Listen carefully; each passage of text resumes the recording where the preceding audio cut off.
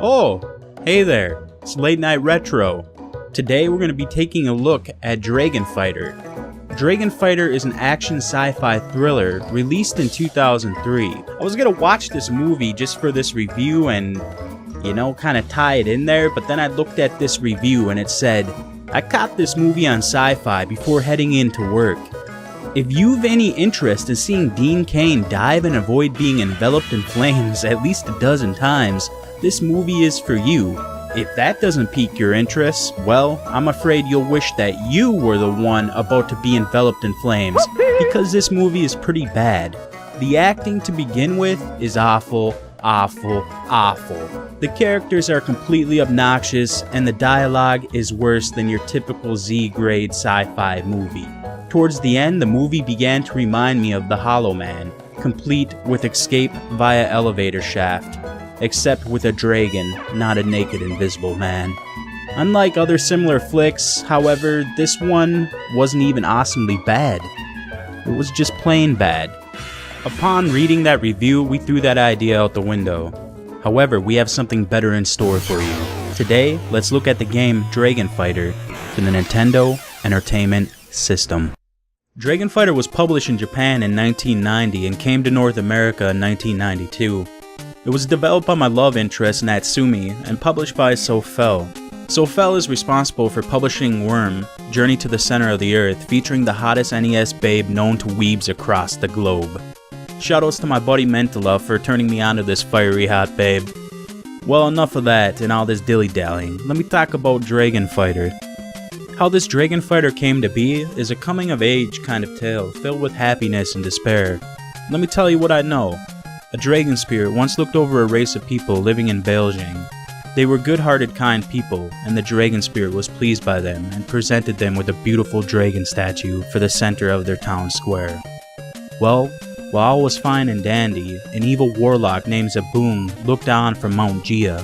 He was jealous of these people, for all he had governed was vile monsters and worthless wretches. So Zabbaong came from the mountain and set the city ablaze, killing many and leaving the lands in ruin. The dragon spirit was furious by this and parted the clouds to lay forth a gigantic lightning bolt that hit the legendary dragon statue. The statue transformed into a great warrior who began to strike back at the forces of Zabbaong. Zabbaong's forces began retreating as the warrior set forth in hot pursuit to vanquish all evil from the lands and return Baljing to the protection of the dragon spirit. For you are the Dragon Fighter. Well, that's the story behind the game. Dragon Fighter is a side-scrolling action game where you control a man who can morph into a dragon.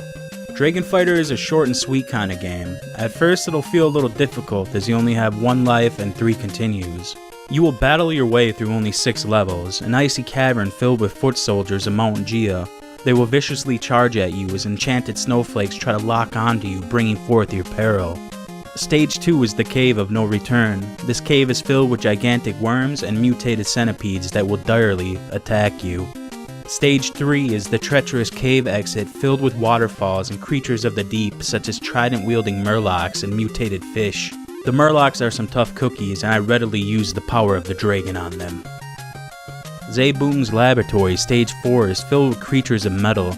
This stage will have you fighting robotic heads which will spew dangers from their mouth. Alongside them, you'll be scaling platforms while avoiding the threatening fires below.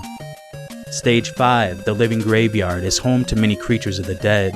From zombie feet looking to squash the life from you to giant skeletal heads that are breathing flames, while undead skeletons spawn from the ground, never giving you peace nor solitude. This stage is home to some gigantic, beautiful skeletal sprite work. Say that 3 times fast. And finally, stage 6, where you take to the air on top of Mount Gia to hunt for the wretched Zabbaong. This stage functions as a shoot-'em-up where you'll be battling the finest of Zabbaong's warriors and avoiding projectiles and lasers. There is no auto-fire here, so you'll be wearing out your thumb or wrist, mashing your way to the final boss. Now through your adventure, you have the opportunity to transform from a warrior to a dragon. To achieve this, you must vanquish enemies. There are 3 different types of dragons you can control. The first is a green dragon that has a 3-way shot. The second is a red dragon that can breathe flames downwards, setting the ground ablaze. And the third dragon is the blue dragon, my favorite. and the one I use throughout the entire game. The blue dragon has a homing missile effect, where blue orbs track down and kill enemies.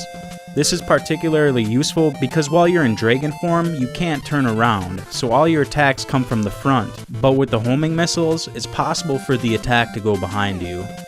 You can change into a dragon by pressing up and A. You are limited by a meter on the top left of the screen. To fill the meter, you'll need to kill enemies. As you kill enemies, the meter begins to fill. Once you're familiar with some stages, you'll find good spots to farm enemies and increase that dragon meter, so you can last longer in that deadly dragon form. It is really useful in some dangerous areas of stages and a must-have for boss fights.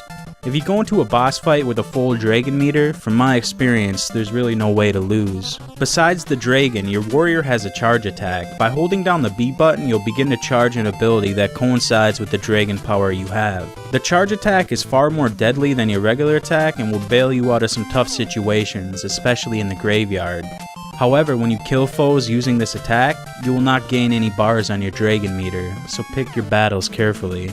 This review pretty much sums up Dragon Fighter. While this game, being short and sweet, is packed with a lot of action and provides a decent challenge. Item drops are scarce, and you may have to play the game a couple times before you really get the hang of it. Dragon Fighter has some of the best music I have heard on the NES. I found myself stopping and using my character to dance with. I was grooving so hard. I really enjoyed the game's soundtrack and the sounds of it in general. When you kill enemies, it has the sound from the NES Teenage Mutant Ninja Turtles, which is just a satisfying sound in my opinion. The graphics of this game are great, and the boss fight's pretty cool, where most of the time the boss will be gigantic, taking up the whole screen. This is an expensive game to own, but a great one to play. I recommend you check this out, and if you don't want to, why not go check out that movie starring Dean Cain? This has been Late Night Retro. Thank you for watching. Until next time.